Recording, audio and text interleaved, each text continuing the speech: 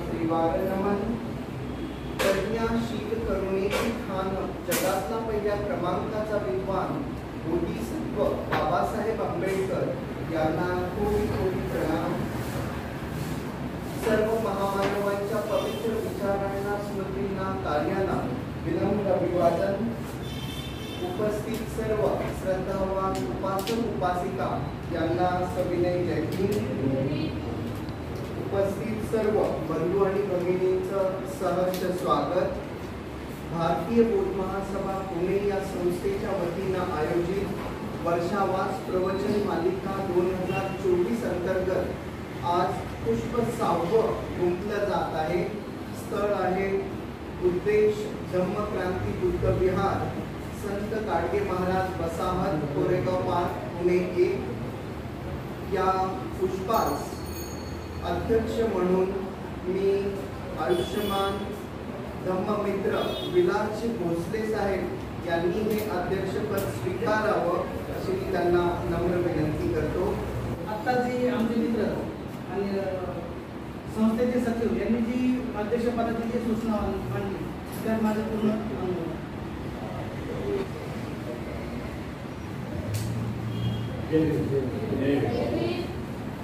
तसेच या कार्यक्रमाचे स्वागत अध्यक्ष माननीय धम्ममित्र झेंडे साहेब यांनी कृपया पुढे यावं। तसेच या कार्यक्रमाचे प्रमुख प्रवचनकार आयुष्यमान प्रकाशजी नाईक सर, संस्कार विभाग प्रमुख भारतीय बौद्ध महासभा पुणे यांनाही मी विनंती करतो की कृपया आपण पुढे यावं। त्याचबरोबर या पुष्पास प्रमुख पाहुणे म्हणून लाभलेले माननीय दीपकजी गायकवाड साहेब यांनाही मी विनंती करतो की कृपया आपण पुढे यावं। आणि त्याचबरोबर भारतीय बौद्ध महासभा पुणे या संस्थेचे विश्वस्त अध्यक्ष आदरणीय के.पी. मोंडकरे गुरुजी यांना मी विनंती करतो की कृपया आपण पुढे येऊन सर्व मान्यवरांनी धूप दीप प्रज्वलित करण्यासाठी पुढे यावं। महाकारुणिक तथागत भगवान बुद्धांचा महाकारुणिक तथागत भगवान बुद्धांचा महाकारुणिक तथागत भगवान बुद्धांचा।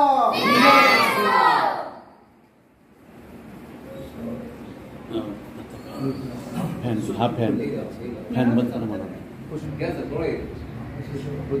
बोधिसत्व परमपूज्य डॉक्टर बाबासाहेब भगवान गौतम बुद्धांना जय असो। बोधिसत्व परमपूज्य डॉक्टर बाबासाहेब आंबेडकरांचा जय असो।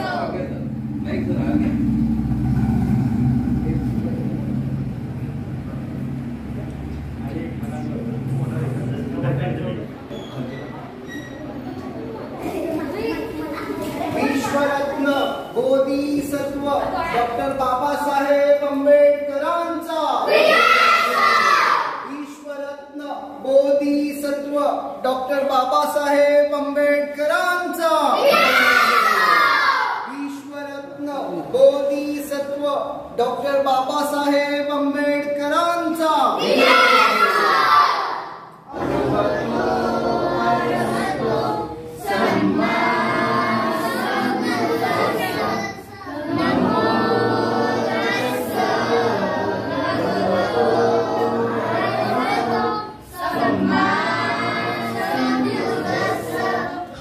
अखिल विश्वाला शांतीचा आणि समतेचा संदेश देणारे महाकारुणिक तथागत भगवान गौतम बुद्ध, स्वतंत्र भारताचे पहिले कायदेमंत्री बॅरिस्टर बाबासाहेब आंबेडकर यांना कोटी कोटी प्रणाम।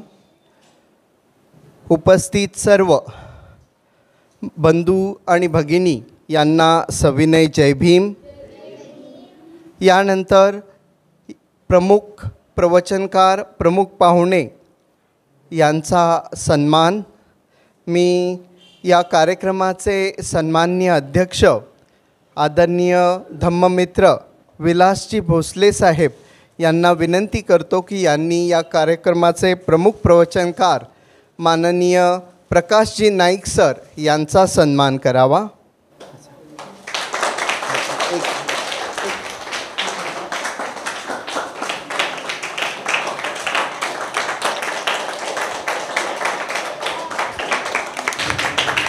पहा, शिंदे अण्णा 84 वर्षाचे आहेत, तरीसुद्धा ते भरपूर चालणं, त्याचबरोबर समता सैनिक दलाचं आजही बाबासाहेबांचं कार्य एवढ्या वयाचे असतानासुद्धा करत आहेत. अविरत मंत्र.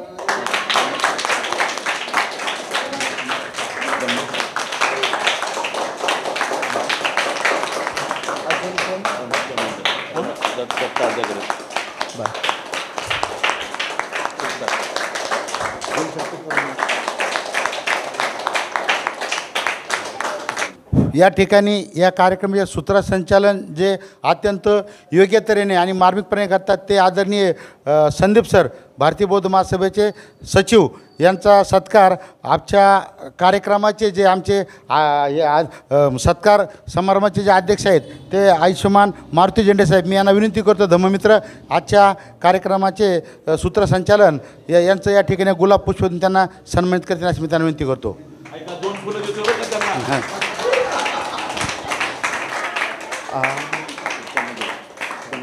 या हां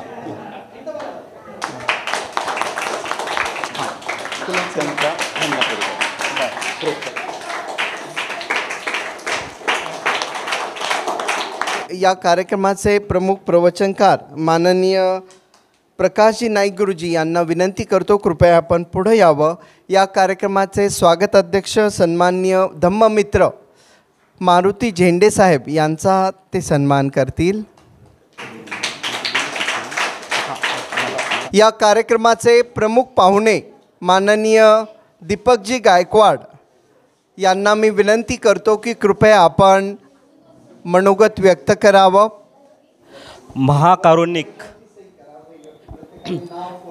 महाकारुणिक क्रांती, आपल्या सर्वांना शांतीचा संदेश देणारे महाकारुणिक तथागत गौतम बुद्ध, परमपूज्य डॉक्टर बाबासाहेब आंबेडकर, तसेच सर्वच महापुरुष महामाता यांच्या पवित्र विचारांना आणि स्मृतीला प्रथमतः विनम्र असे अभिवादन करतो.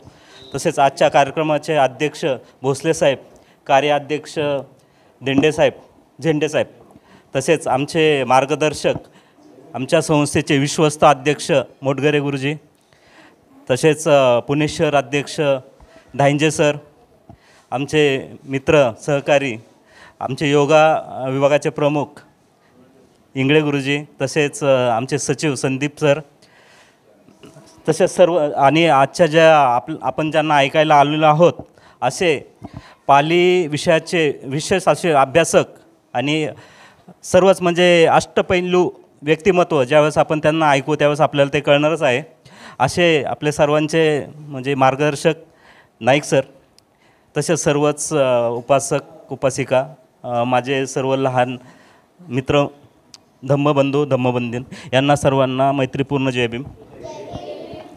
आज या ठिकाणी आपल्या या जो भारतीय बौद्ध महासभा पुणे या संस्थेतर्फे दरवर्षी जो वर्षावासाचा कार्यक्रम आपण सुरू केलेला आहे, तर त्याचं आज 6वे पर्व आहे, 6वे प्रवचन आहे. तर त्या कार्यक्रमासाठी मला ह्या ठिकाणी चीफ गेस्ट म्हणून बोलवलं आहे, त्याबद्दल मी प्रथमतः विहाराचे अध्यक्ष यांचे मी आभार मानतो, तसेच सर्वच पदाधिकाऱ्यांचे आभार मानतो.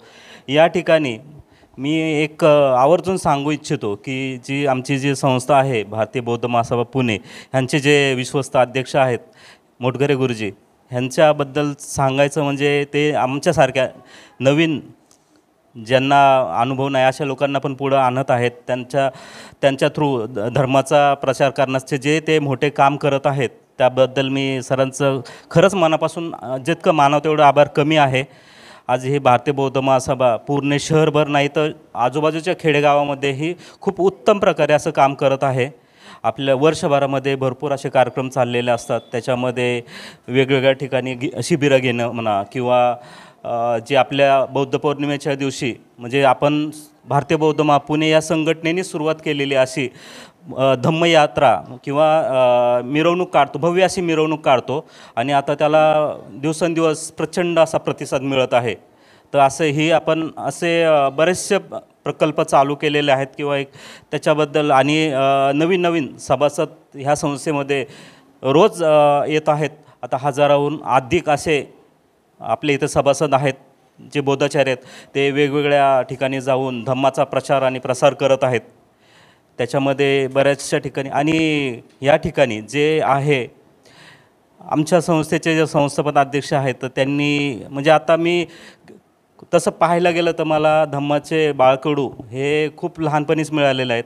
असे माझे आज ह्या कार्यक्रमासाठी उपस्थित नाहीत पण बोधाचार्य रवींद्र फणसे यांच्यामार्फत मला आपल्या धम्माचा लहानपणापासूनच बाळकडू मिळालेले आहे. आणि मी स्वतःला खूप नशीबवान समजतो की मला फक्त भारतीय बौद्ध महासभेचंच नाही तर त्रिलोक्य बौद्ध महासभेचा सुद्धा मला सहवास लाभलेला आहे. मी त्रिलोक्य इथं म्हणजे हॉस्टेलला असताना मी 10वीपर्यंतचं शिक्षण माझं सजनाबाई भंडारी विद्यालयामध्ये झाले. ते असे माझे आज या कार्यक्रमासाठी उपस्थित असलेले गुरुवर्य माझे मुंतुडे सर ज्यांनी माझ्यासारख्या भरपूर मुलांचे जीवन घडवलेले आहेत. त्याचप्रमाणे धांजे सर ह्यांचं नेहमीच आम्हाला मार्गदर्शन मला आणि माझ्यासारख्या भरपूर मुलांना मार्गदर्शन होत असते. आणि ह्यानंतर जे त्रिलोक्यचे आहेत म्हणजे त्रिलोक्यचे संस्थापक आहेत त्यांचा फोटो इथं पाहिला मी तर म्हणजे त्या जुन्या आठवणी सगळ्या जागृत झालेल्या आहेत. आता जास्त वेळ नाही मी खूप बोलू शकतो या विषयावरती पण आपल्याला जे वक्ते लाभलेले आहेत तर ते वक्ते खूप छान बोलतात. आपल्याला त्यांना पण ऐकायचं आहे त्यामुळे मी जास्त वेळ घेणार नाही. तर मी या ठिकाणी मला हे जे पण मला सन्मान भेटला मान सन्मान भेटला त्याबद्दल मी विहाराचे पुन्हा एकदा आभार मानतो आणि माझे 2 शब्द इथं संपवतो. जय भीम. आणि मला आवर्जून आणखी एक गोष्ट सांगूशी वाटते की तुमच्या विहाराचं जे चाललेलं आहे जे मुलं पाहतो ते खरंच प्रेरणादायी आहे. कारण आज एवढं शांतपणे मुलं बसलेले आहेत इथे म्हणजे ह्याच्यातून हे खरे पाहायला गेलं तर पुढचे जे आपले आहे धम्माचा प्रसार करणारे हेच आधारस्तंभ आहेत. आणि तुम्ही हे घडवताय त्याबद्दल मी आमच्या संस्थेच्या मार्फत किंवा मी ज्या संघटनेमध्ये काम करतो किंवा मी ज्या गावी ग्रामपंचायत पोंडी येथे मी उपसरपंचपदी आहे त्या माझ्या संस्थेतर्फे किंवा ग्रामपंचायततर्फे मी तुमचे पुन्हा एकदा म्हणजे खूप खूप कौतुक करतो. आभार मानतो. धन्यवाद. यानंतर एक गीत होणार आहे. मी संघमित्राताई यांना विनंती करतो की कृपया आपण पुढे यावं. आपलं एक गीत होईल. महाकारुणी तथागत भगवान गौतम बुद्ध, परमपूज्य बोधिसत्व डॉक्टर बाबासाहेब आंबेडकर, माता रमाई, माता भीमाई, माता सावित्रीबाई फुले यांना आम्ही अभिवंदन करतो व येथे जमलेले माझे सर्व उपासक व उपासिका व लहान बालबालिका यांना जय भीम. व आज आम्ही इथे एक गाण्याच्याच सुरुवातीने आपलं कार्यक्रम सुरू करणार आहोत. बुद्धाला शरण, धम्माला शरण, संघाला शरण, मी आले तुझिया. हे तथागता पाऊल आता या शांतीपता, मी आले तुझिया. तुझा मध्यम मार्ग तू सम्यक सारत मानव कल्याणी. तुझा धम्म तो अनुसरला या साऱ्या विश्वानी. मंगल शिकवण करते वंदन विहारी आले तुझिया. बुद्धाला शरण, धम्माला शरण, संघाला शरण, मी आले तुझिया. सम्यक दृष्टी सम्यक वाणी, शिकवण बुद्धाची तुम्ही ठेवा ध्यानी. दुःखाचे कारण तृष्णा हीच बुद्धवाणी. प्रज्ञाशील करुणा मैत्री बौद्ध दिला जाणी. मार्ग शांतीचा दाखविला हा गौतम बुद्धानी. पंचशील हे तत्व मानवा ठेवावे ध्यानी. तुझा मध्यम मार्ग तो सम्यक सारत मानव कल्याणी. तुझा धम्म तो अनुसरला या साऱ्या विश्वानी. मंगल शिकवण करते वंदन विहारी आले तुझिया. बुद्धाला शरण, धम्माला शरण, संघाला शरण, मी आले तुझिया. जय भीम.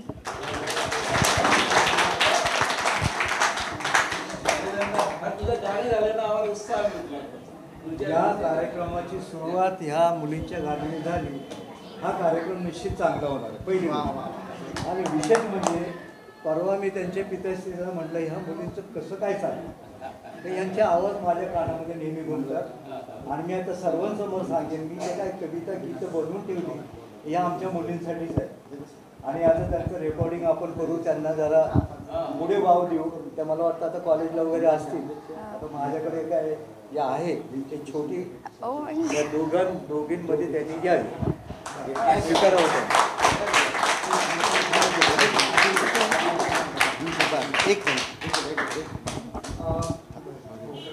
या ठिकाणी या कार्यक्रमासाठी आवर्जून भीमशक्ती संघटनेचे पुणे शहराचे सरचिटणीस आदरणीय आदिनाथ कांबळे या ठिकाणी आले आणि त्यानंतर आमच्या भीमशक्ती मंडळाचे युवा अध्यक्ष संतोष भाऊ माट्याले त्या दोघांना विनंती करतो की या आपल्या कन्याचं भीमकन्याचं अति सुंदर गाणं अति सुंदर गीत गायल्याबद्दल आपण दोघांनी येऊन या दोघांना गुलाब पुष्प देऊन आपण सन्मान करावा वेळ फार देण्या पटकन घ्या आदिनाथ दादा कांबळे अध्यक्ष संतोष भाऊ माटे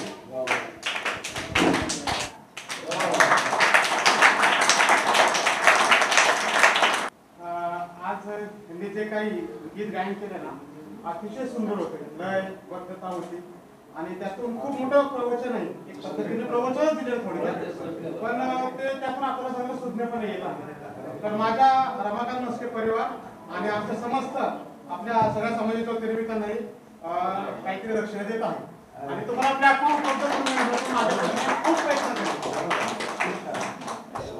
बर या 6व्या पुष्पास प्रमुख प्रवचनकार म्हणून लाभले आहेत माननीय प्रकाशजी नाईक सर. हे भारतीय बौद्ध महासभा पुणे या संस्थेचे संस्कार विभागाचे प्रमुख आहेत. त्याचबरोबर माजी श्रामणेर असोसिएशनचे ते अध्यक्ष आहेत. त्यांचं शिक्षण इंजिनिअरिंग झालेलं आहे. त्यानंतर 512 या संस्थेमध्ये त्यांनी केंद्र शासनाची इंजिनियर म्हणून मिलिटरीमध्ये जवळपास 33 ते 37 वर्ष त्यांनी सर्व्हिस केली.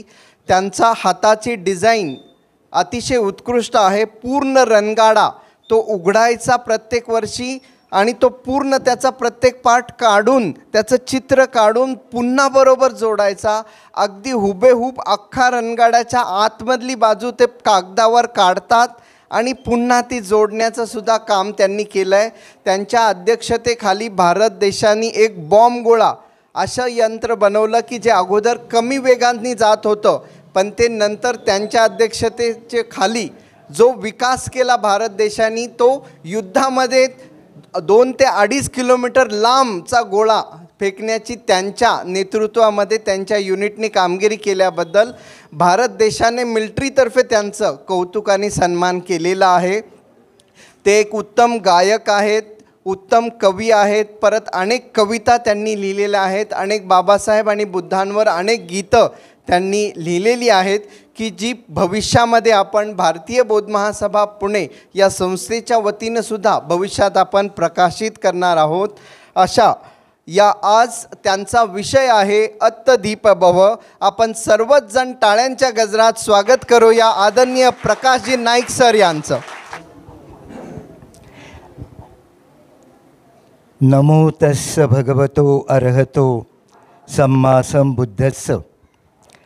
अखिल विश्वाला समतेचा, बंधुतेचा, न्यायाचा मार्ग दाखवणारे महाकारुणिक तथागत भगवान गौतम बुद्ध आपणा सर्वांचे उद्धार करते, विश्वरत्न बोधिसत्व, भारतीय संविधानाचे एकमेव शिल्पकार परमपूज्य डॉक्टर बाबासाहेब आंबेडकर यांच्या प्रतिमांना आणि प्रज्वलित विचारांना प्रथमतः अभिवादन करून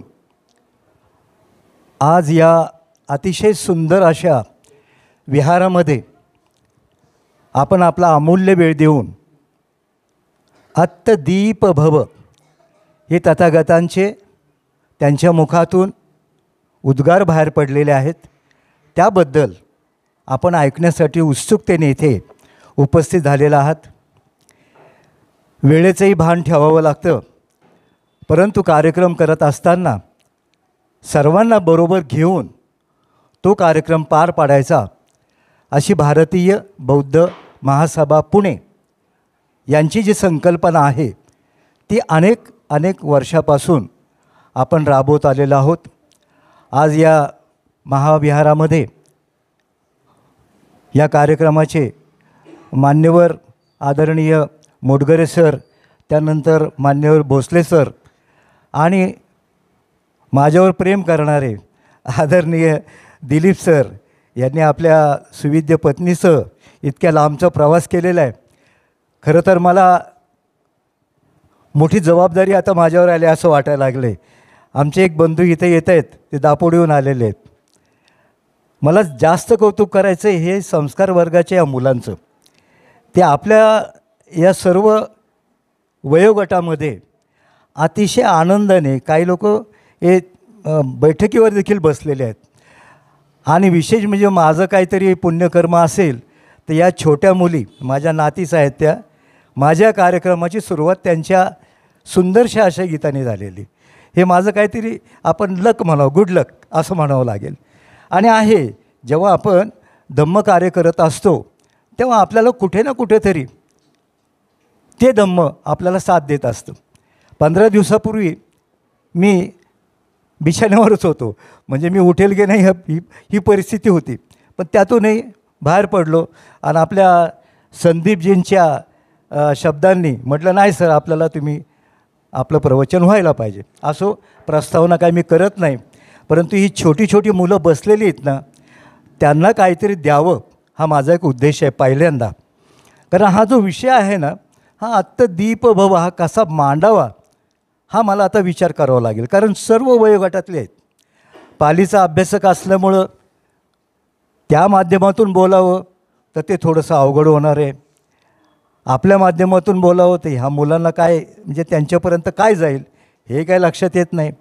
परंतु त्यांना काहीतरी मी देणं लागतो ह्या उद्देशाने. बरं का बाळांनो, माझ्याकडे बघा, मी तुमचा आजोबा आहे. तुम्हाला मी जे सांगतो आहे ते भगवान बुद्धाने 2500 वर्षापूर्वी सांगितलं आहे. दुःख करायचं नाही, दुःखातून बाहेर पडायचं. म्हणजे तुम्ही आता काय करायचं, तुम्ही आनंदी राहायचं. आनंदी राहायचं म्हणजे काय करायचं, ज्याप्रमाणे आता तुम्ही ज्या वंदना बोललात ना, त्या वंदना घरी देखील बोलायच्या. ठीक आहे. आणि ही तुमची जी हसरी चेहरे आहेत ना, ह्या हसऱ्या चेहऱ्यांनी इतरांना आनंद द्यायचा. तो कसा द्यायचा, मी तुम्हाला तुमच्यासाठी एक कविता आता माझ्या डोक्यात आली, माझी स्वतःची, ती मी कविता तुमच्यासाठी म्हणतो आणि मग माझ्या विषयाला सुरुवात करतो. काय करायचं, तुम्ही हसायचं. काय करायचं, हसायचं. हसा तुम्ही, हसा तुम्ही, हसा तुम्ही हसा, जीवनात राहू द्या हो तुमचाच ठसा. हसा तुम्ही, हसा तुम्ही, हसा तुम्ही हसा, जीवनात राहू द्या हो तुमचाच ठसा. जीवन जीवन तसं सागराचं जळ, जीवन जीवन जसं सागराचं जळ, पिण्याला हो पाणी नाही खोल खोल तळ, पिण्याला हो पाणी नाही खोल खोल तळ. जीवनाचा तळगाठा होऊन यमासा, जीवनाचा तळगाठा होऊन यमासा, जीवनात राहू द्या हो तुमचाच ठसा. हसा तुम्ही, हसा तुम्ही, हसा तुम्ही हसा, जीवनात राहू द्या हो तुमचाच ठसा. जीवन जीवन जसं काटेरी फणस, जीवन जीवन जसं काटेरी फणस, आत गोड गर जसं गोड खरवस, आत गोड गर जसं गोड खरवस. गोड गर खाण्यासाठी काट लाग हाता, गोड गर खाण्यासाठी काट लाग हाता, जीवनात राहू द्या हो तुमचाच ठसा. हसा तुम्ही, हसा तुम्ही, हसा तुम्ही हसा, जीवनात राहू द्या हो तुमचाच ठसा. जीवन दुःखाचं जसं तुझं तसं माझं, जीवन दुःखाचं जसं तुझं तसं माझं, दुःख आपलं पाहुणीच्या जीवनच हस, दुःख आपलं पाहुणी या जीवनच हस. फसवून जीवनाला जरा तुम्ही हसा, फसवून जीवनाला जरा तुम्ही हसा, जीवनात राहू द्या हो तुमचाच ठसा. हसा तुम्ही, हसा तुम्ही, हसा तुम्ही हसा, जीवनात राहू द्या हो तुमचाच ठसा, जीवनात राहू द्या हो तुमचाच ठसा, जीवनात राहू द्या हो तुमचाच ठसा, जीवनात राहू द्या.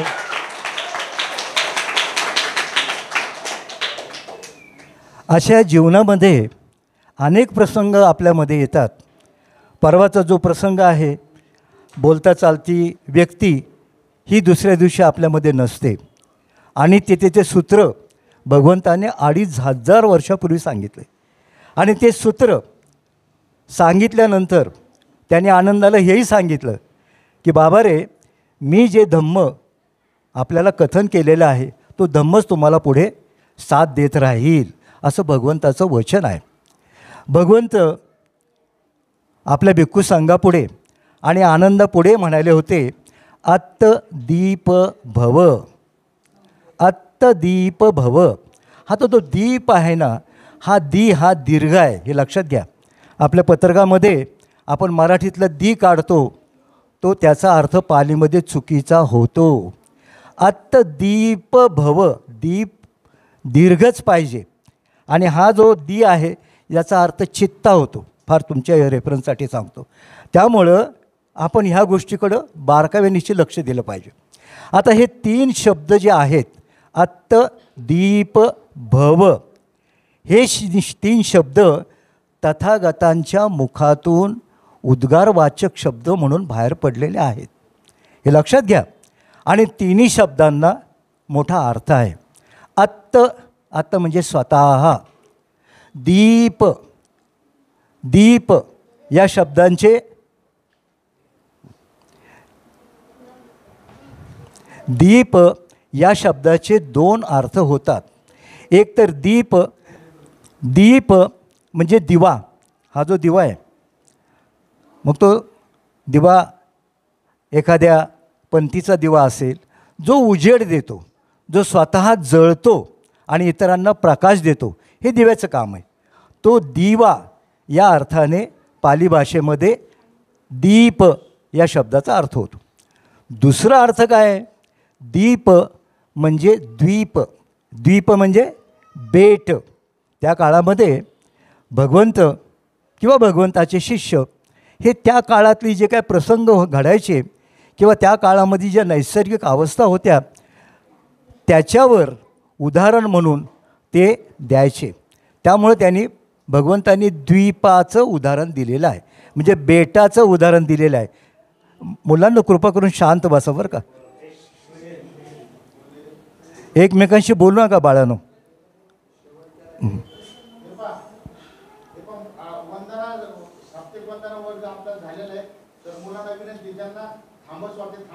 परंतु आपसा बोलणार त्या तुम्ही घरी जाऊ शकता, रात नका म्हणून.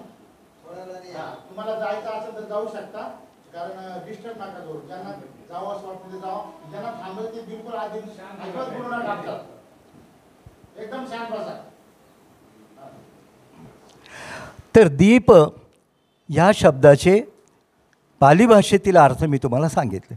मग तथागतांनी अत्तदीप भव असं आपल्या भिक्खूंना का सांगितलं असेल? किंवा आनंदाशी संवाद करताना तथागत अत्तदीप भव असं का म्हणाले असेल? हे 3 शब्द त्यांनी का उद्गारले असतील? याचा विचार आपल्याला करणं गरजेचं आहे. कारण आता हे आपण लिहितो अत्तदीप भव.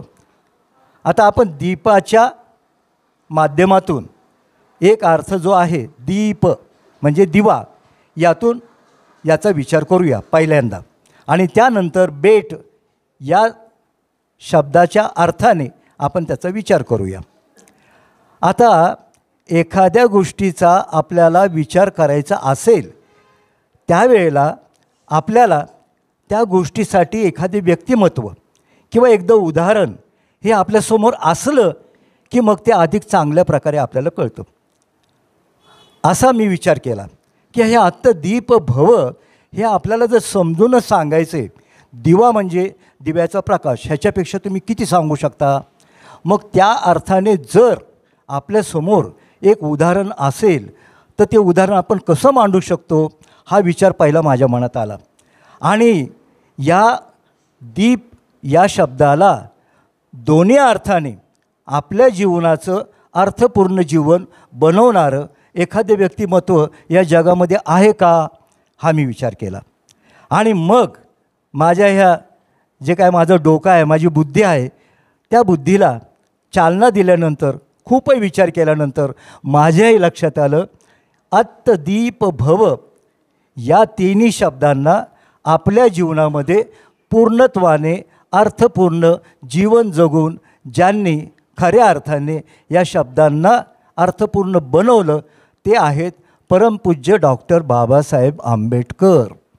यांच्या व्यतिरिक्त जगामध्ये कुणीही नाही की अत्तदीप भव या शब्दांना न्याय देऊन आपलं जीवन पूर्णपणाने व्यतीत केलेलं.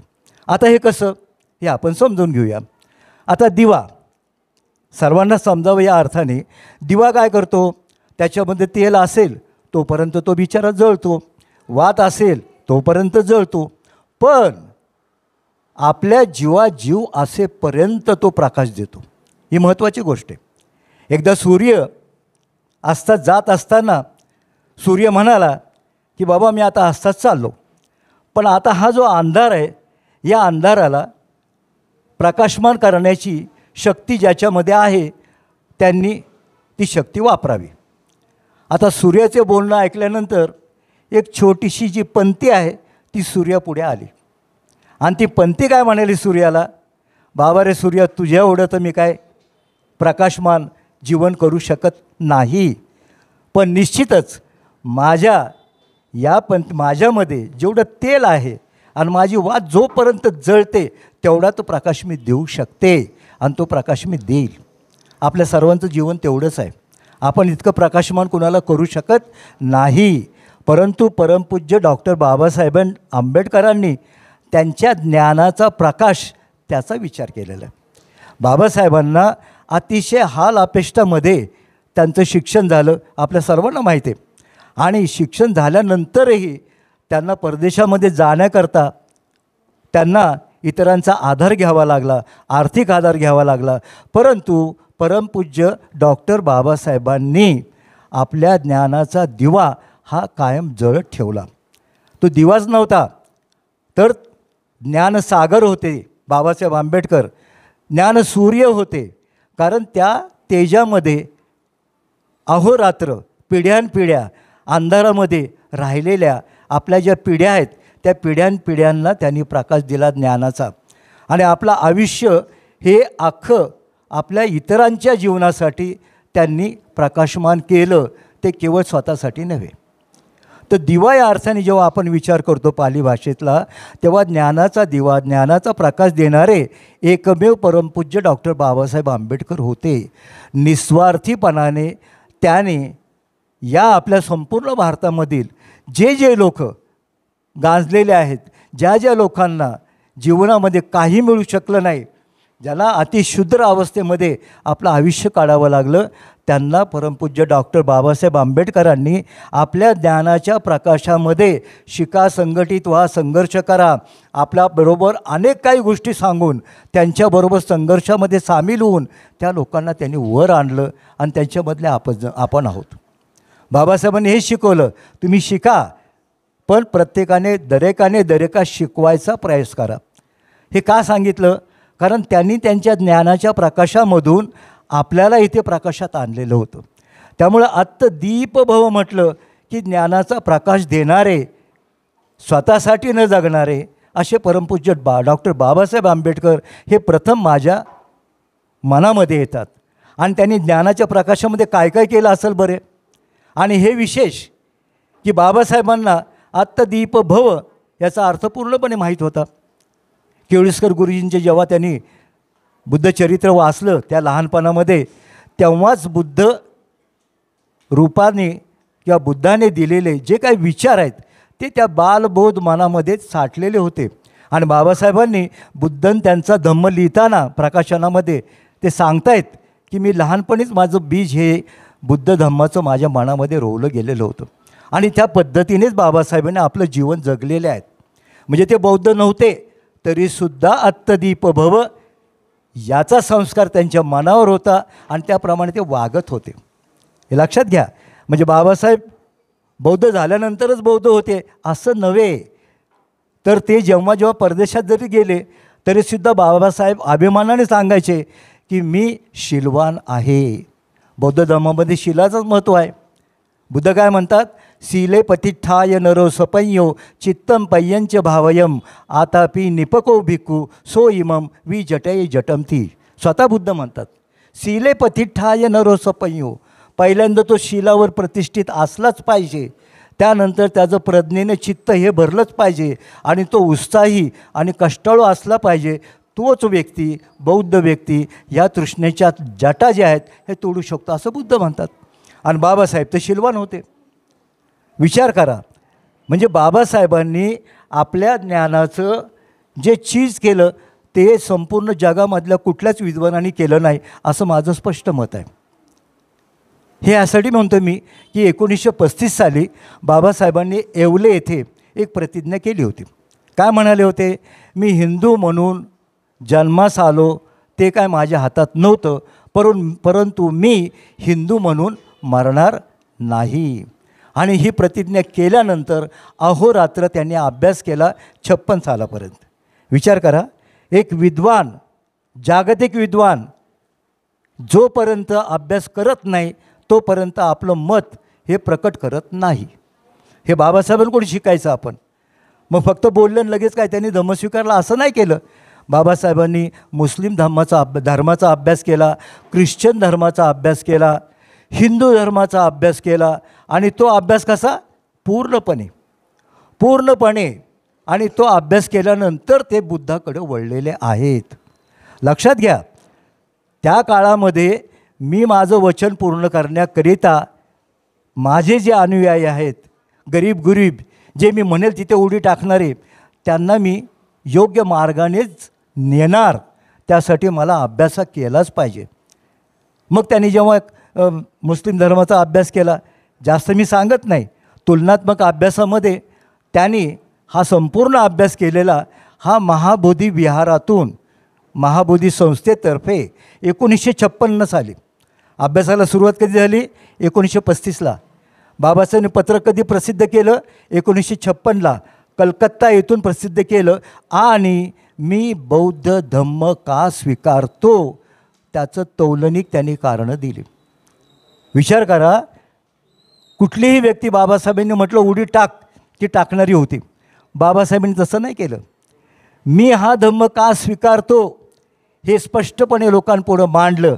आणि हे मी तुम्हाला का सांगतो? तर यासाठी सांगतो की जेव्हा ते मुस्लिम धर्माकडे वळले तेव्हा त्यांनी एकच वाक्य शेवटचं सांगत जाईल मी, की मोहम्मद पैगंबर म्हणतो की मीच शेवटचा प्रेषित आहे आणि तू अल्लाहकडे जाण्याचा जो मार्ग आहे, जन्नत में जाने का जो सफ़र है वो मेरे तरफ से करोगे. मी शेवटचा प्रेषित आहे, तर तुम्ही मला शरण जा असं मोहम्मद पैगंबर म्हणतात. ख्रिश्चनांचे येशू आहेत ते देखील तेच म्हणतात की स्वर्गाचं दार उघडे, स्वर्गात जाण्यासाठी तुम्ही मला शरण यावं. यातलं शेवटचं वाक्य काय आहे की तुम्ही मलाच शरण या. आणि आम्ही जे सांगितलेले वचन आहे ते कुठलंही वचन त्यातलं टिंब देखील तुम्ही बदलू शकत नाही, असे त्यांचे धर्मग्रंथ आहेत. त्या धर्मग्रंथाला कुणी हात लावू शकत नाही. शेवटी बाबासाहेब तिसऱ्या वेळेला आले कृष्णाकडं. तर कृष्ण काय म्हणतो अर्जुनाला? सर्व धर्मान परित्यज्य मामेकम शरणं व्रज अहं त्वा सर्व पापेभ्यो मोक्षयिष्यामि मा शुच. आता हे बाबासाहेबांनी लिहिले बरं का, हे बाबासाहेबाचं कोटेशन आहे. बाबासाहेब म्हणतात, कृष्ण म्हणतो सर्व धर्मांना सोडून हे अर्जुना तू मलाच शरण ये. आणि मी कोण आहे?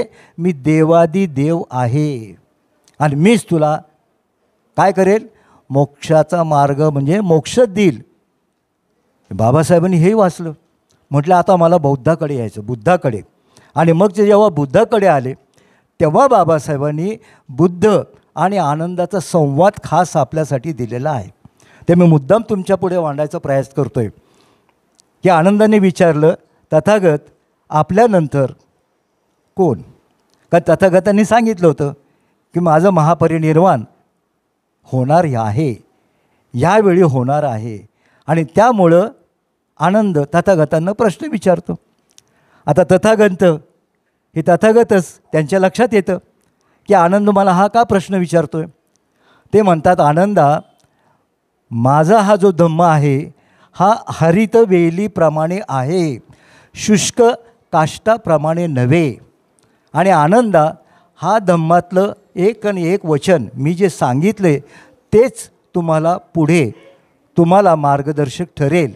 आणि आनंदा जर पुढे कुणी बौद्ध झाला, बघा बाबासाहेबांनी ते लिहिले, आनंदा जर पुढे कुणी बुद्ध झाला आणि त्या काळानुरूप जर त्याला वाटलं या माझ्या धम्मप्रवचनामध्ये, या माझ्या धम्मातील मी काय जे सांगितलं त्यामध्ये बदल करायचा, तर ते बुद्ध बदल करू शकतात. बाबासाहेबांनी हे भावलं. स्वातंत्र्य दिलेले बुद्धाने स्वातंत्र्य दिले की त्यावेळेला जर कोणी बुद्ध माझ्यानंतर आले तर त्या परिस्थितीला अनुसरून ते हे माझं बुद्धवचन बदलू शकतील. पण हे बुद्धवचन हरित विलेप्रमाणे आहे. बंधूंनो आणि भगिनींनो, बाबासाहेबांनी हे जे कोटेशन लिहिलं आहे याचा अर्थच मुळा आहे की बुद्धाने जे सांगितले ते वचन बदलायची वेळच येणार नाही. आता 2500 वर्ष होऊन गेली आणि बाबासाहेबांनी पुढे संवादाचा शेवट काय केला बघा. पण आनंदा तू मात्र काय कर, आत्तदीप भव. हे बुद्धाचं वाक्य आनंदासाठी आहे. आणि हे वाक्य का आहे ह्याचं विश्लेषण मी नंतर करेन. हे मी तुम्हाला दीप या अर्थाने सांगायचा प्रयास करतो की बाबासाहेबांनी आपल्या ज्ञानाचा दिवा किंवा ज्ञान सूर्य होऊन जे प्रज्वलित केलेले आहे ज्ञान, त्याचा आपल्याला आविष्कार त्यांनी जो केला आहे तो आपल्याला समजून घ्यायचा आहे दीप म्हणून. साधा दीप नाही हो तो, जगाला मार्गदर्शन करणारा तो महादीप आहे. हे लक्षात घ्या. बाबासाहेबांनी पुढचाही विचार केला, माझे बांधव जेव्हा बौद्ध होतील तेव्हा त्याला पाली कळेल का? कारण मी तर आता पालीचा अभ्यास केला आहे. बाबासाहेबांनी फुलसुंदरीकर हे जे संगीतकार होते त्यांच्याकडून चाल बसून घेतली होती. नमो तस्स भगवतो अर्हतो हार्मोनियमवर, त्याशिवाय बाबासाहेबांनी ते बोललेच नव्हते. पण ह्या माझ्या बांधवांना, तो जर गुजराती असेल, तो जर हिंदी असेल, तो जर इंग्रजी समजणारा असेल, तो जर मराठी समजणारा असेल, त्याला पाली कसं कळणार? विचार करा. आणि बाबासाहेब एकमेव असे विद्वान की त्यांनी 5 भाषेमध्ये एका शब्दाचं भाषांतर करून 16वा ग्रंथ लिहिला. म्हणजे पाली भाषेमध्ये पानाती पाता असेल तर त्याचा मराठीमध्ये अर्थ, त्याचा गुजरातीमध्ये अर्थ गुजराती, हिंदीमध्ये अर्थ आणि इंग्रजीमध्ये अर्थ, आणि पाली आहे ते आहे. विचार करा, असा विद्वान कुठल्या जगामध्ये असेल का आपल्या लोकांचा विचार करणारा?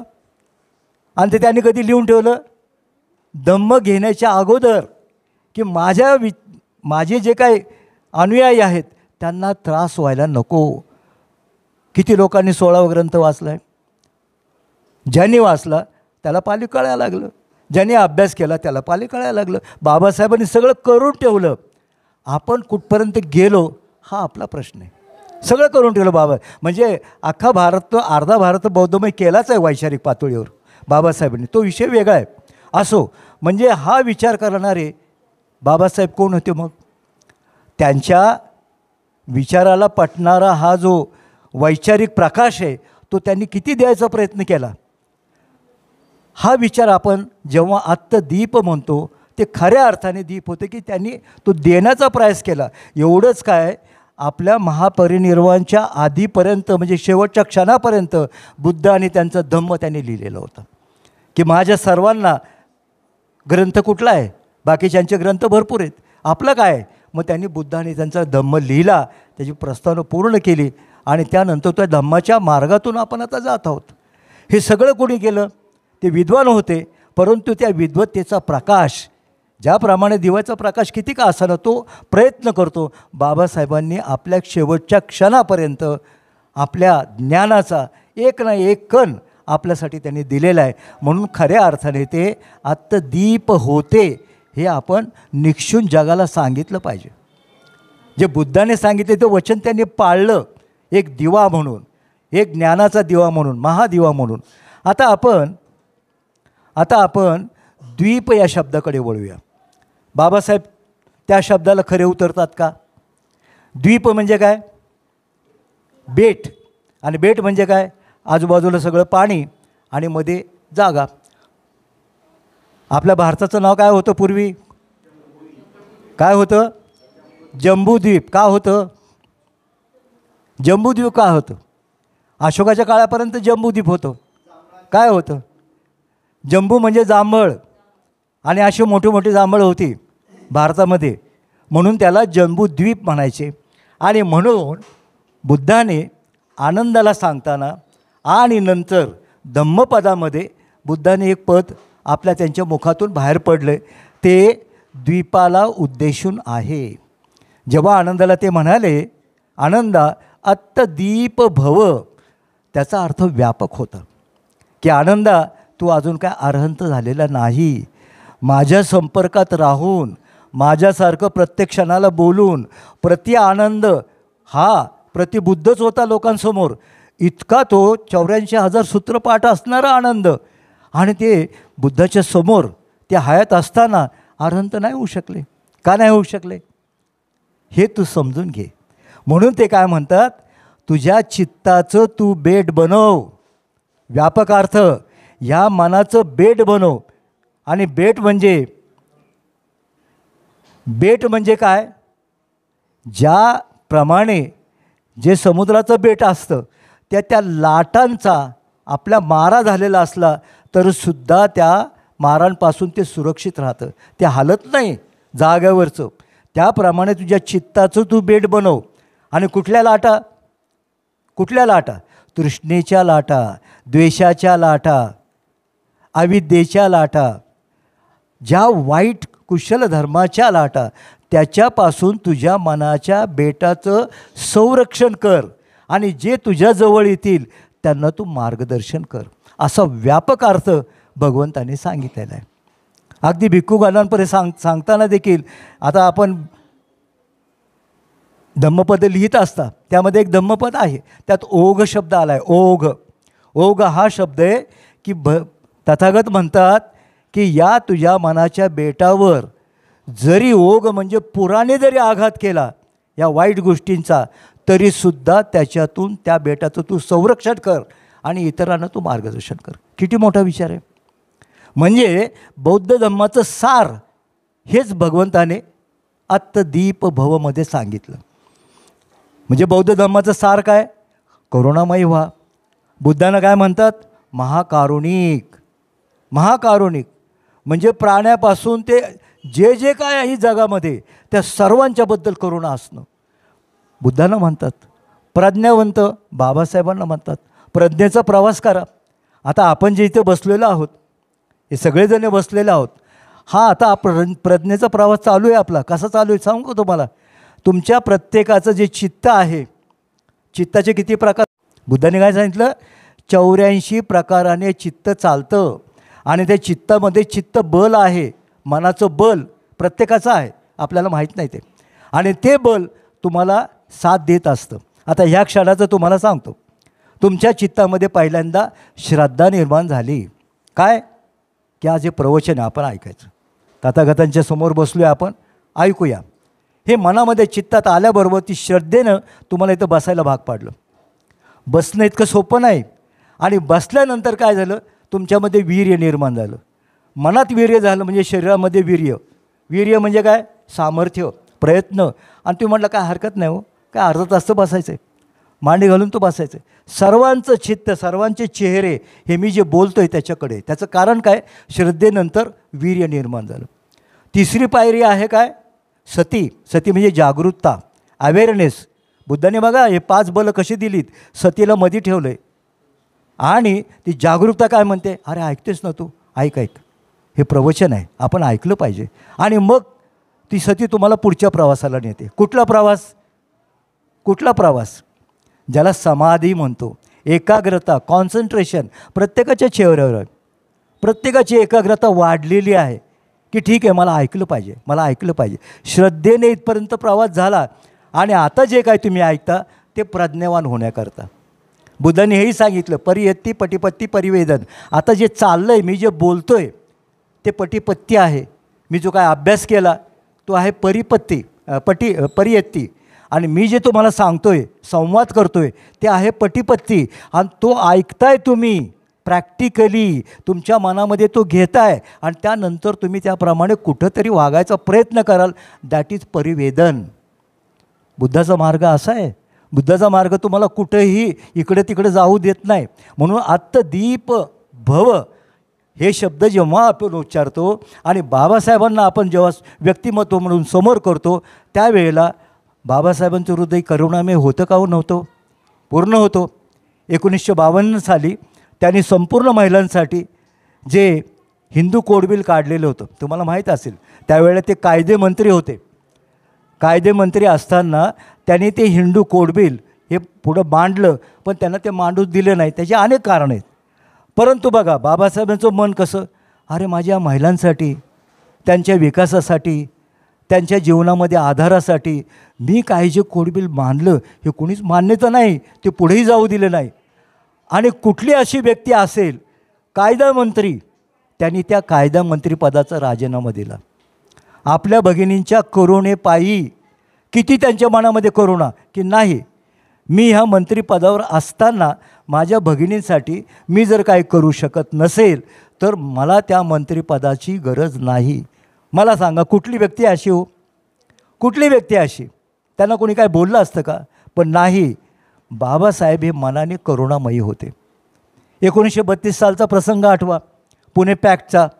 त्यावेळेला बाबासाहेबांनी जे काही आपल्या दलित बांधवासाठी काय करायचं ठरवलं होतं, तो काय इतिहास मी सांगत नाही, परंतु महात्मा गांधींनी काय केलं, आमरण उपोषण सुरू केलं.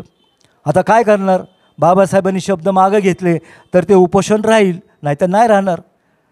महात्मा गांधींनी बाबासाहेबांचे नेहमी या गोष्टींवर चर्चेमध्ये नेहमी विरोधाभास असायचे, हे लक्षात घ्या. परंतु बाबासाहेब हे करुणामयी होते. त्यांनी शेवटी ठीक आहे, माझ्या समाजाला काय मिळालं नाही तरी चालेल, पण या व्यक्तीचे प्राण वाचवले पाहिजेत, कारण आमरण उपोषण आहे. आणि बाबासाहेबांनी तो शब्द दिला आणि महात्मा गांधीचे प्राण वाचवले. इथं बाबासाहेबांचं मन दिसून येतं, करुणामयी मन. आयुष्यभर त्यांनी आपल्या सर्वांसाठी करुणेपायी आपलं आयुष्य त्यांनी पूर्ण वेचलं. आपल्या मुलांना औषधाविना कितीतरी मुलं त्यांचे, आपल्याला माहिती आहे इतिहास, औषधाविना ती गेले. परंतु बाबासाहेबांनी कधीही तृष्णा आपल्या मनामध्ये ठेवली नाही. त्यांना मोठी पदवी मिळाली असती, ते एवढे विद्वान होते की त्याचा त्यांना खूप उपयोग करता आला असता. बाबासाहेबांकडे तृष्णा नव्हती, त्यांनी द्वेष केला नाही. त्यांनी सवर्णांनी बाबासाहेबांना इतका त्रास दिला लहानपणापासून प्रत्येक क्षणाला, परंतु त्यांनी ब्राह्मणांचा द्वेष केला नाही. त्यांचे ब्राह्मण मित्र होते, चिटणीस होते, सहस्त्रबुधी होते. 1927ला जेव्हा मनुस्मृती जाळली त्यावेळेला त्यांच्याबरोबर चिटणीस होते ब्राह्मण, आणि ते एक एक पान जाळत होते. म्हणजे बाबासाहेब हे जातीचा द्वेष करत नव्हते, ब्राह्मण्यवाद हा त्यांना मान्य नव्हता. हाही विचार आपण केला पाहिजे. सवर्णांचा त्यांनी कधी द्वेषच केला नाही, कधीही केला नाही.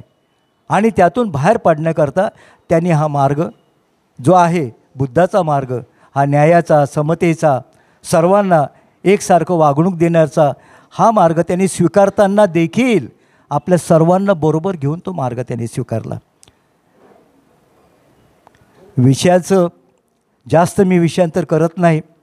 मी 2 मुद्दे आपल्यासमोर मांडले.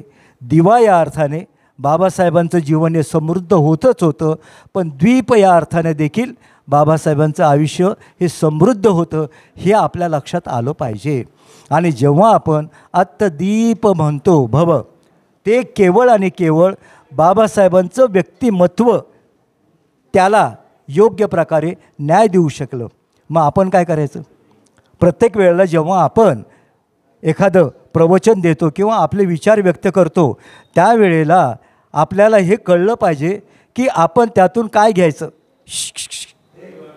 आपण त्यातून काय घ्यायचं. तर आपण तर काय, परमपूज्य डॉक्टर बाबासाहेबांच्या बरोबरीचे, म्हणजे त्यांच्या पायाची देखील आपण जे धूळ म्हणतात ना, त्याची देखील बरोबरी करू शकत नाही. मग आपण काय करायचं? माझ्या वडिलांनी मला लहानपणी सांगितलं होतं, ते आता हयात नाहीतच, पण त्यांना मी जेव्हा म्हणालो होतं की माझ्या वडिलांना मी विचारलं होतं, ते निर्व्यसनी होते आणि आमच्या घराच्या समोर दारूचा अड्डा होता. लोक आरामात दारू प्यायचे त्या काळामध्ये. 30-40 वर्षापूर्वीची गोष्ट. माझ्या वडिलांना मी विचारलं की आपण दारू का पित नाही, कारण बरेच लोक पित आहेत, काय मोठी गोष्ट नाही. माझ्या वडिलांचं उत्तर आजही मला ते मार्गदर्शक आहे. ते म्हणाले, बाळ, बाबासाहेबांनी जे केलं तेच करायचं, बाकी काहीच करायचं नाही. एकच वाक्य, बाबासाहेबांनी जे केलं तेच करायचं. मग ते शिकत राहायचं. त्यांनी कुठलंही व्यसन केलं नाही, व्यसन करायचं नाही. बाबासाहेबांनी जे सांगितलं त्याप्रमाणे वागायचं, संपलं. आणि तो विचार इतका चांगला आहे की माझ्या आयुष्यामध्ये माझं 80 वर्ष चालू आहे, मी अजूनही कुठल्या गोष्टीला स्पर्श केला नाही. मला सुपारी माहीत नाही आता फार. तर हे केवळ आणि केवळ एका वाक्याचा प्रताप आहे बघा. माझ्या वडिलांनी काय सांगितलं मी ऐकलं आणि ते मी पासआउट माझ्या मुलांना केलं. माझे 3 पोरं इंजिनियर आहेत, त्यांनाही कुठलं व्यसन नाही.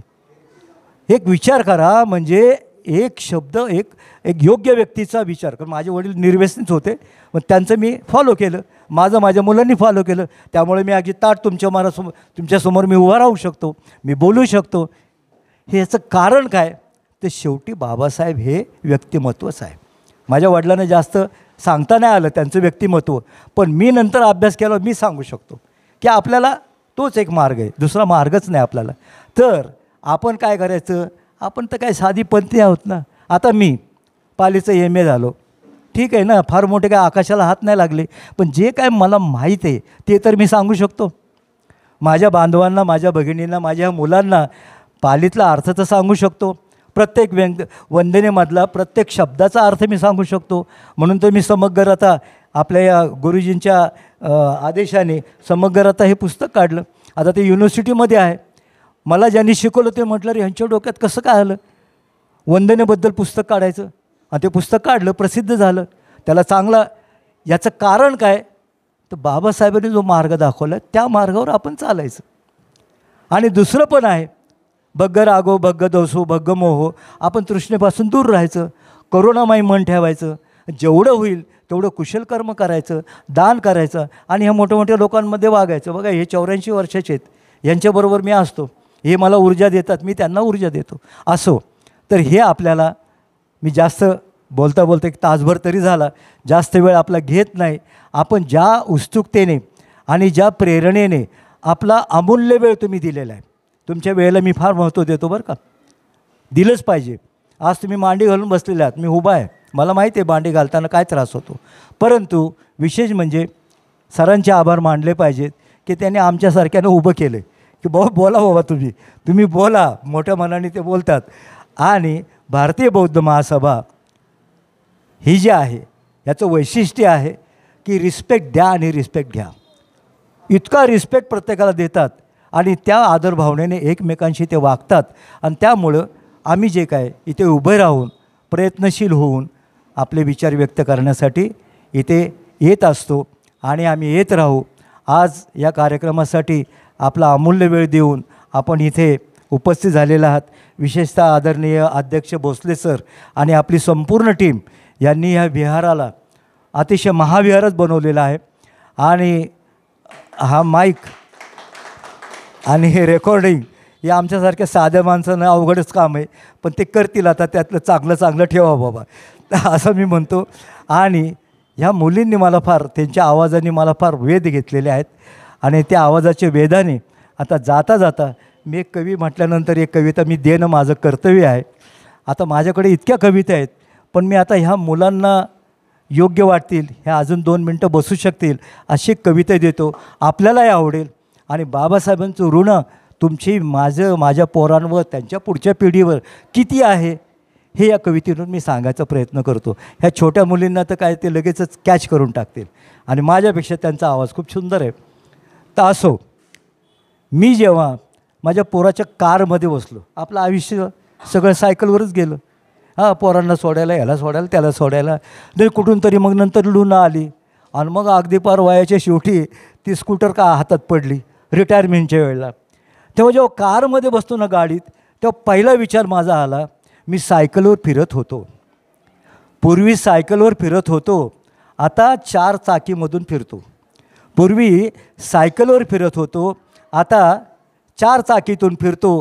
परंतु प्रत्येक क्षणाला मी परमपूज्य डॉक्टर बाबासाहेब आंबेडकरांना स्मरतो. प्रत्येक क्षणाला बाबासाहेब आंबेडकरांना स्मरतो. कुठे काल होतो, कुठे आजला मी. काय? कुठे काल होतो, कुठे आजला मी, कुणाच्यामुळे हा असा जाहलो मी. थोडे पाणी. आता ही गीत ऐका तुम्ही, सर्वांना आवडेल. आणि हे मुद्दाम कुठे काल होतो, कुठे आजला मी, कुणाच्यामुळे हा असा जाहलो मी. मुलांनो ऐका जरा, ऐका. कुठे काल होतो, कुठे आजला मी, कुठे काल होतो, कुठे आजला मी, कुणाच्यामुळे हा, कुणाच्यामुळे हा असा जाहलो मी, असा जाहलो मी. कुठे काल होतो, कुठे आजला मी, तिथे काल होतो, इथे आजला मी. कुणाच्यामुळे हा, कुणाच्यामुळे हा असा जाहलो मी, असा जाहलो मी. कुठे काल होतो. जगतो मी भीमामुळे, शिकतो मी भीमामुळे, जगतो मी भीमामुळे, शिकतो मी भीमामुळे. मुका काल होतो, मुका काल होतो, आता बोलतो मी. मुका काल होतो, आता बोलतो मी. भीमाच्यामुळे हा, भीमाच्यामुळे हा असा जाहलो मी, असा जाहलो मी. कुठे काल होतो. समजले बुद्ध मला, बनविले त्यांनी शुद्ध मला. समजले बुद्ध मला, बनविले त्यांनी शुद्ध मला. अंधारच होतो, आता प्रकाश मी, अंधारच होतो, आता प्रकाश मी. बुद्धाच्यामुळे हा, भीमाच्यामुळे हा असा जाहलो मी, असा जाहलो मी. कुठे काल होतो. ला ला ला ला ला ला ला ला ला ला ला. शिकतो मी पाली आता, पालिशी झाली मैत्री आता. शिकतो मी पाली आता, पालिशी झाली मैत्री आता. बुद्ध वचनांना आता जाणतो मी, बुद्ध वचनांना आता जाणतो मी.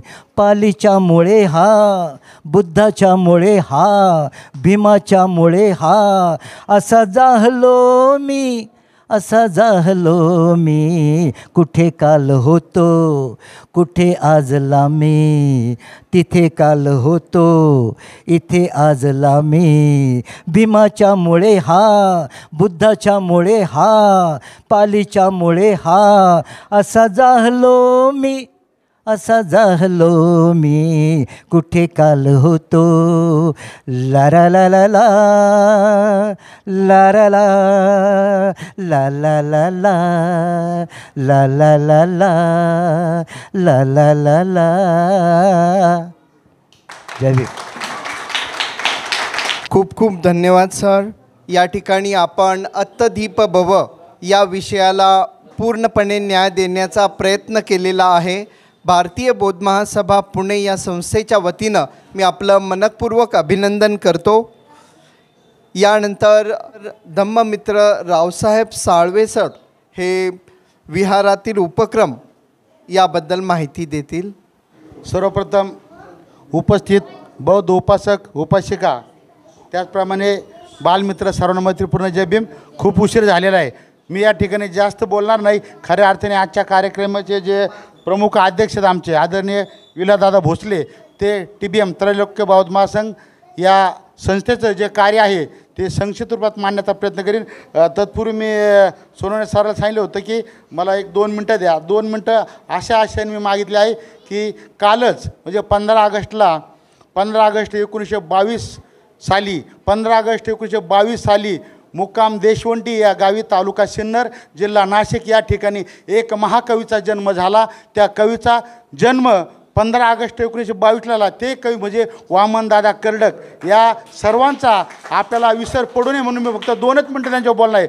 तर वामन कर्डक यांचं संपूर्ण नाव होतं वामन ताबाजी कर्डक, मुक्काम पोस्ट देशवंडी तालुका सिन्नर जिल्हा नाशिक या ठिकाणी त्यांचा जन्म झाला. परंतु तदनंतरच्या कालावधीमध्ये त्यांना एक सदाशिव नावाचा भाऊ होता आणि त्यांचा सावित्रीबाई या महिलेशी विवाह झाला.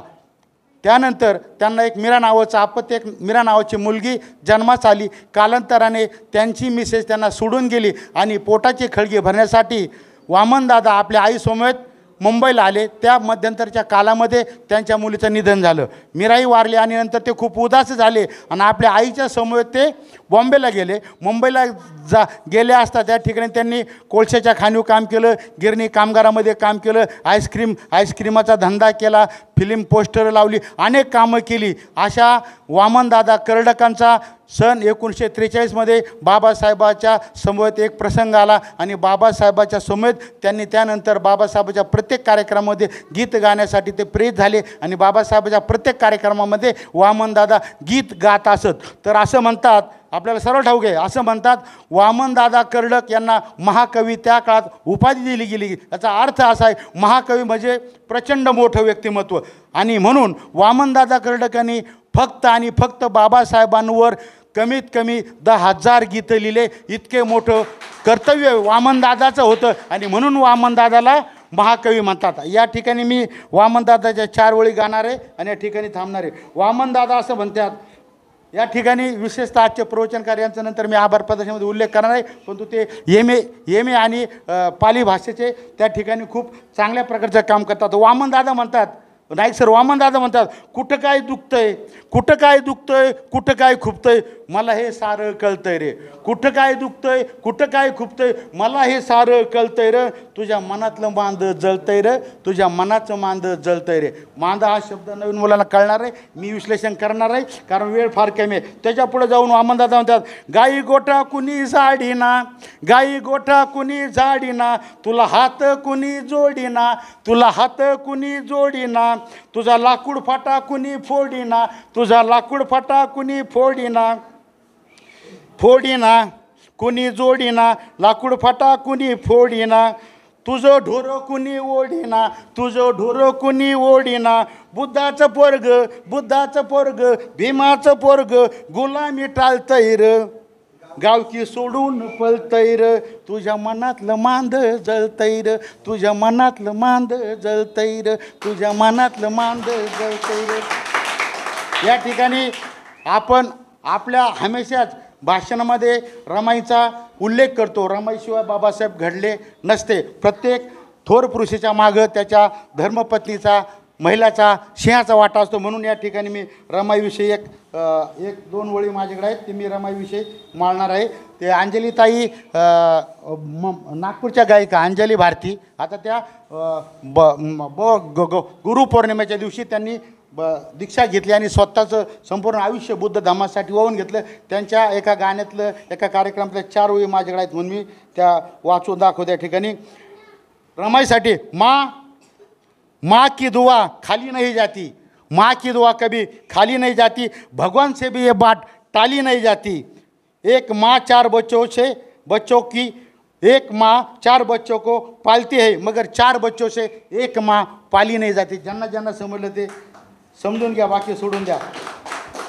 या ठिकाणी अजून एक रमाबाईबद्दल मी म्हणणार आहे. माँ रमा तेरा दर्जा आसमान से भी ऊंचा है, माँ रमा तेरा दर्जा आसमान से भी ऊंचा है, हिमालय तेरे कद से भी नीचा है, हिमालय तेरे कद से भी नीचा है, 9 करोड़ बच्चों को कैसे संभाला माँ ने अपने आंचल में, ये सवाल आज मैंने मेरी माँ से पूछा है. थँक्यू, धन्यवाद. खूप धन्यवाद सर. यानंतर या कार्यक्रमाचे अध्यक्ष आदरणीय विलासजी भोसले सर हे अध्यक्षीय मनोगत व्यक्त करतील. नाईक सरांनी आता जे अत्तदीपभव त्याच्याबद्दल सांगितलेलं आहे की ह्याचं अनुकरण ते जे वामनराव पै आहेत ना हिंदू धर्माचे, त्यांनी केलं की तूच हो तुझ्या धर्माचा शिल्प, तुझ्या मनाचा शिल्पकार. तर ते सगळं बुद्धाचंच आहे ते सगळं. आणि हे लोक बुद्धाचंच चोरतात सगळं जे काही चांगलं असेल ते. तर तुम्ही खूप चांगलं प्रवचन दिलेलं आहे, सर्वांना आवडलं ते. आता मला एक दुसरं काम सांगितलं होतं सोनवणे सरांनी की त्रिरत्न बौद्ध महासंघाबद्दल थोडी माहिती सांगा. तर मी सांगतो माहिती. तर त्रिरत्न बौद्ध महासंघाचे जे संस्थापक आहेत संघरक्षीजी, बनते संघरक्षीजी, हे इंग्लंडचे रहिवासी होते, इंग्लंडमध्ये राहणार होते, तिथं जन्मले होते. त्यांचं पहिलं नाव डेव्हिड होतं आणि त्यांचे वडील मोठे कॉन्ट्रॅक्टर होते इंग्लंडमध्ये. तर त्यांना काय झालं, 10-12 वर्षाचे असतानाच त्यांना एक आजार झाला म्हणून त्यांना हॉस्पिटलमध्ये ॲडमिट केलं. तिथं डॉक्टरने तपासलं, त्यांनी सांगितलं की त्यांच्या हृदयाला एक छोटं छिद्र पडलेलं आहे. तर त्यांना उपचारासाठी 2 वर्ष तरी हॉस्पिटलमध्ये राहावं लागेल. तर ते 2 वर्ष त्यांच्या वडिलांनी तिथं ठेवलं. तर त्या काळामध्ये अनेक लोक त्यांना पुस्तकं द्यायचे वाचायला वगैरे, नातेवाईक म्हणा, मित्रमंडळी म्हणा. तर त्यांना एक प्रज्ञापारमिता हृदयसूत्र नावाचं एक पुस्तक कोणीतरी दिलं. आणि ते पुस्तक वाचल्यानंतर त्यांना वाटलं, ते बुद्धांबद्दल होतं, की मी बौद्ध धर्मीयच आहे, मी बुद्धाचा अभ्यास केला पाहिजे. आणि मग नंतर काय झालं, त्यावेळेस दुसरं महायुद्ध सुरू होतं 1939 साली. तर ते संपलं नंतर हे भरती झाले. इंग्रजी लोकांनी, इंग्लंडनी ह्या लोकांना सांगितले त्यांच्या की तुम्ही भरती व्हा बाकीचे. तर सगळे लोक भरती झाले, बनतेसुद्धा सैन्यामध्ये भरती झाले. आणि त्यांचं नेमकी बदली भारतामध्ये झाली. त्यांना बरं वाटलं की आपल्याला बौद्ध धर्माचा अभ्यास, कारण बुद्ध हा भारतातच जन्मलेला होता ना, म्हणून ते आले भारतात. इथं आल्यानंतर युद्ध संपलं आणि सगळ्यांना परत बोलवलं इंग्लंडनी, परंतु हे काही गेले नाहीत. त्यांना वाटलं तर आपण बौद्ध धर्माचाच अभ्यास करायचा. ते भारतामध्ये अनेक ठिकाणी फिरले, पण त्यांना बौद्ध धर्म त्यावेळेस नामशेषच झाला होता. हे मनोवाद्यांनी सगळं मिटवून टाकलं होतं. तर अनेक ठिकाणी फिरून शेवटी कुशिनारा इथे चंद्रमणी म्हणून एक बनते होते, त्यांच्या हस्ते त्यांनी दीक्षा घेतली आणि अनेक ठिकाणी अभ्यास करून प्रवचन द्यायला लागले. आणि नंतर ते कलकत्त्यामध्ये एक संस्था होती बौद्ध धर्माची. त्या संस्थेमध्ये बाबासाहेबांनी एक लेख लिहिला होता की बुद्ध आणि त्यांच्या धम्माचे भवितव्य काय, महाबोधी सोसायटी. तर ते लिहिण्यामुळं बनतेच्या वाचनात ते आलं आणि त्यांना वाटलं की बाबासाहेब फार मोठे विद्वान आहेत आणि त्यांना बुद्ध धर्माची खूप आवड आहे, म्हणून त्यांनी ठरवलं की बाबासाहेबांची गाठ घ्यायची. तर त्यांनी 3 वेळा भेटी घेतल्या बाबासाहेबांच्या. आणि त्यामध्ये बाबासाहेबांनी त्यांना सांगितलं की भवितव्य तुम्ही पण बघा. आणि मग ते नंतर इंग्लंडला गेले इथून सगळं शिकून. आणि त्यांनी असं ठरवलं की आपण बौद्ध धर्माचा प्रसार तिथंसुद्धा करायचा. मग तिथं त्यांनी टी व्हीमध्ये जाहिरात दिली, पेपरमध्ये दिली की ज्यांना बौद्ध धर्म शिकायचा आहे त्यांनी माझ्याकडे या. मग ते 19 लोक तिथं गेले तिथे आणि त्यांना बौद्ध धर्म शिकवला. तर त्यापैकी फक्त 9 लोक विद्वान झाले. आणि मग त्यांनी त्या 9 लोकांना 9 देशामध्ये पाठवलं.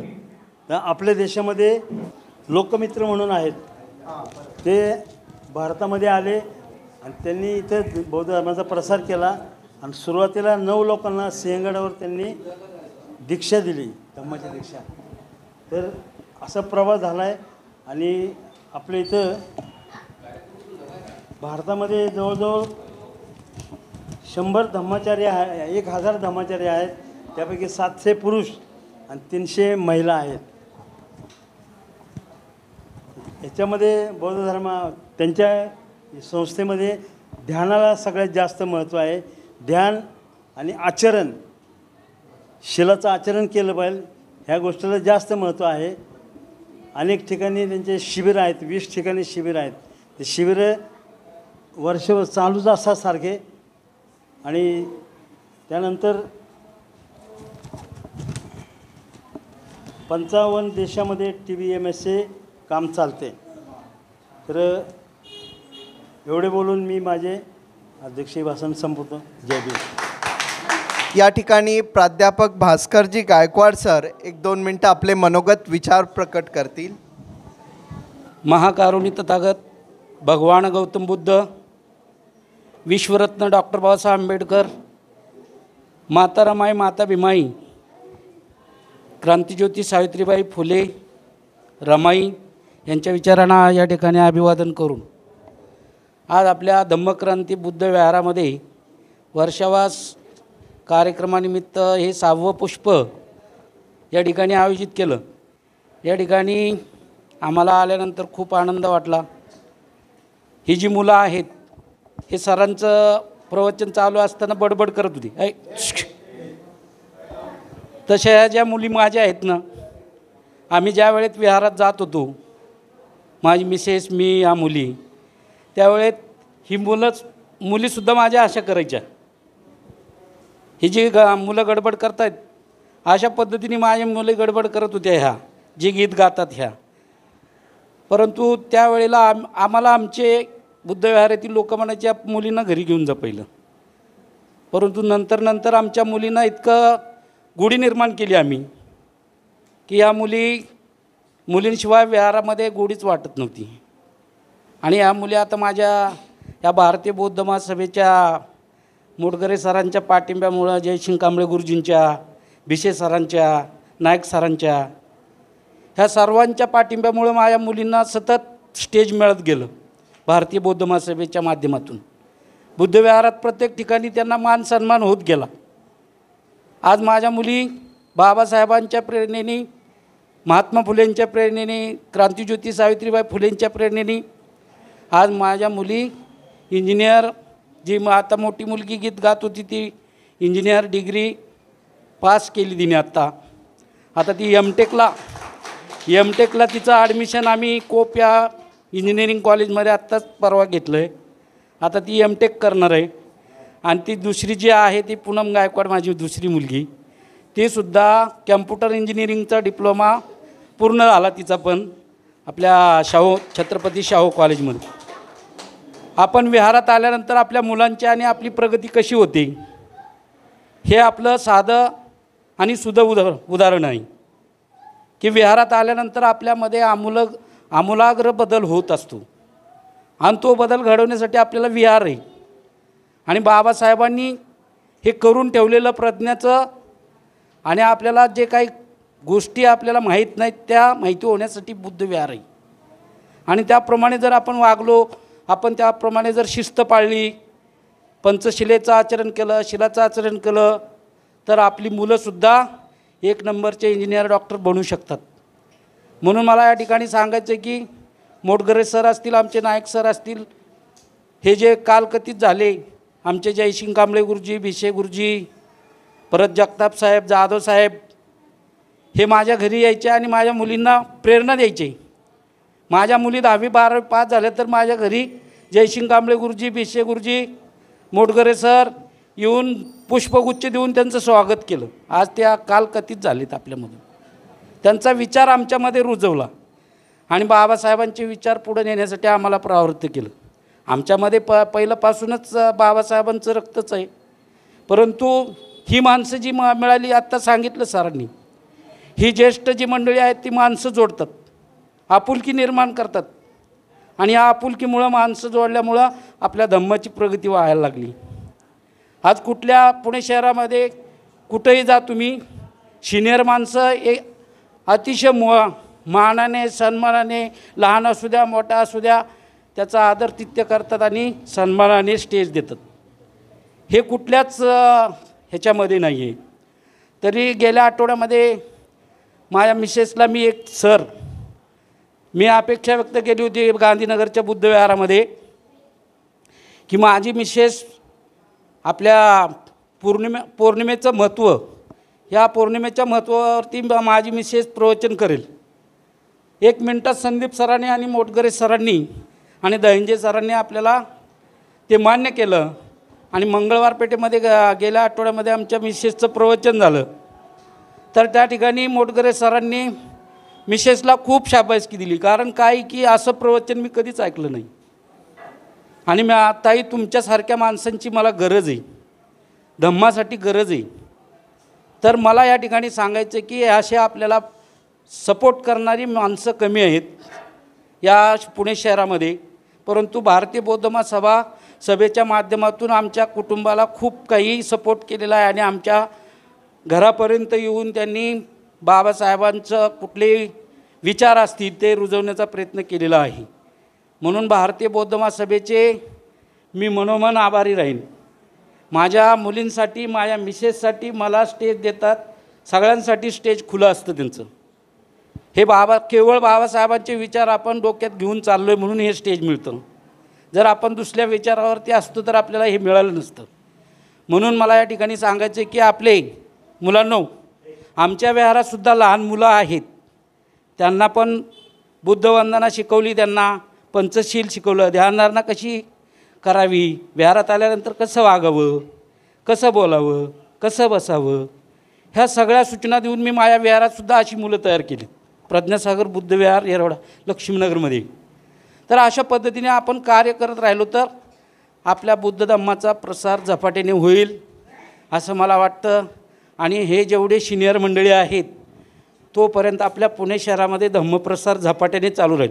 परंतु मध्यमवर्गीय तरुण मुलांनीसुद्धा याच्यामध्ये सहभाग घ्यायला पाहिजे. एवढे 80 वर्षाचे 84 वर्षाचे आपले सिनियर ज्येष्ठ नागरिक मान्यवर आपल्याला मार्गदर्शन करतात आणि आपले तरुण कार्यकर्ते मात्र विहारात यायला मागत नाही. ही जी पिढी आहे ना, हीच बाबासाहेबांचा इतिहास पुढे नेणार आहे. आणि जर हे मागं राहिले, आपले हे सिनियर मंडळी निघून गेली तर बाबासाहेबांचं जीवन चरित्र पुढं कोण नेणार? बाबासाहेबांचे विचार पुढं कोण नेणार? म्हणून हे जी मुलं आहेत, हे मुलं अतिशय महत्त्वाची आहेत. या मुलांमध्ये बाबासाहेब रुजले तर पुढं 50 वर्ष बाबासाहेबांचं जीवनगाथा चालू राहील. म्हणून मुलांनो, सरांचं भाषण ऐकताना तुम्ही गडबड करत होता, तुम्ही आज गडबड करताय, परंतु तुमच्या डोक्यात जेव्हा विचार चांगले पडतील त्यावेळेला तुम्हीसुद्धा मोठे व्हाल आमच्यासारखे थोडे थोडे. त्यावेळेला तुम्हालासुद्धा गौतम बुद्धांचे विचार पुढं न्यायला आवडतील. तुम्हीसुद्धा शांत बसताल, तुम्हीसुद्धा वंदना म्हणताल, तुम्हीसुद्धा ध्यानधारणा करताल की नाही? असं कोणाचंही प्रवचन चालू असताना गडबड करायची नाही मुलांनो. आपला बौद्ध धम्म काय सांगतो? शांत बसा, शांत विचार ऐका. आपल्याला घ्यायचं ते घ्यायचं, आपल्याला सोडून द्यायचं ते सोडून द्यायचं, परंतु गडबड करायची नाही. तर या ठिकाणी भारतीय बौद्ध महासभेने आम्हाला जे काही विचार मांडण्याची संधी दिली, माझ्या मुलींना आल्याबरोबर सन्मान केला, त्याबद्दल मी भारतीय बौद्ध महासभेचे संदीप सरांचे आणि धम्मक्रांती बुद्ध विहार या अध्यक्ष सदस्य मान्यवरांचे मी या ठिकाणी आभार व्यक्त करतो, धन्यवाद व्यक्त करतो आणि या ठिकाणी थांबतो. जय भीम. धन्यवाद सर. यानंतर या कार्यक्रमाचे आभार धम्ममित्र रावसाहेब साळवे मानतील अशी मी त्यांना विनंती करतो. आजच्या भारतीय बौद्ध महासभा वर्षावास प्रवचन मालिकेतील आजचं आपल्या वसाहतीमधील 6वं पुष्प आदरणीय आजचे जे प्रमुख प्रवचनकार आहेत आदरणीय प्रकाश नाईक सर, त्याचप्रमाणे आजच्या कार्यक्रमामध्ये उपस्थित असलेले पुणे शहरातील विविध बुद्ध विहारामधून उपस्थित असलेले सर्व बौद्धाचार्य, सर्व सन्माननीय, त्याचप्रमाणे आपल्या वसाहतीमधील सर्व धम्ममित्र आणि या ठिकाणी बंधू आणि भगिनी, आज आपण भारतीय बौद्ध महासभेच्या वतीनं आयोजित 6वं पुष्प आत्तदीप भव, या आत्तदीप भव 3 शब्दाचा खऱ्या अर्थाने आत्त म्हणजे काय, दीप म्हणजे काय आणि भव म्हणजे काय, या तिन्ही शब्दाचं सोनं करून दाखवण्याची ताकद आजचे प्रवचनकार प्रकाश नाईक यांच्यामध्ये होती. आणि खरोखर त्यांचं या ठिकाणी भारतीय विद्यापीठामध्ये ते MA पाली भाषेचे अभ्यासक आहेत. पाली भाषेतून त्यांचं लिखाण आहे आणि पाली भाषेवर त्यांचं खूप मोठं प्रभुत्व आहे. हे ऐकून मला खूप समाधान वाटलं. अशा अनुषंगाने आजच्या प्रवचन प्रकाश नाईक यांचं मी मनपूर्वक या कार्यक्रमामध्ये आभार व्यक्त करतो. त्याचप्रमाणे या ठिकाणी 84 वर्षाचे समता सैनिक दलाचे आदरणीय आमचे दादा या ठिकाणी आलेत. खूप कौतुकासारखी गोष्ट आहे.